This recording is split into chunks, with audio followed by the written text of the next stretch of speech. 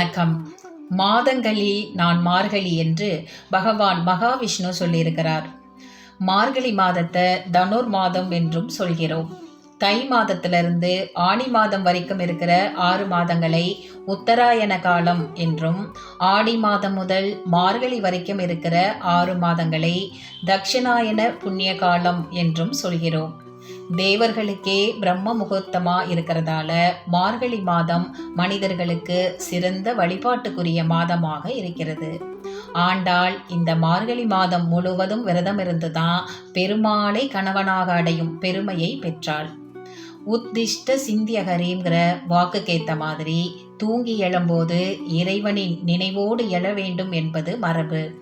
மனிதனின் ஒரு நாள் துவக்கம் இறை சிந்தனையோடு துவங்கினால் அந்த நாள் முழுவதும் பயனுள்ளதாக அமையும். வைணவ ஆழ்வார்களில் ஒரே பெண்மணியாக உள்ள ஆண்டாள் நாச்சியார் மார்கழி நோன்பிருக்க என திருப்பாவை பாடி அளித்துள்ளார். சைவ குரவர்கள் நால்வரில் மாணிக்கவாசக பெருமான் திருவெம்பாவை எனவும் திருப்பள்ளி எழுச்சி எனவும் இந்த மார்கழி மாதத்திற்கெனவே பாடி வழிபட அளித்துள்ளார். இந்த இருவரும் அளித்துள்ள பாடல்கள் யாவும் மிகச் சிறந்தவை, பாடி வழிபட பலனளிக்க கூடியவை. மார்கழி மாதத்தில் இறைவனை வணங்கி வழிபட்டு நோன்பிருந்து பயன் பெற வேண்டி இந்த மாதத்தை இறை உணர்விற்கும் பக்திக்கும் என ஒதுக்கியுள்ளார்கள்.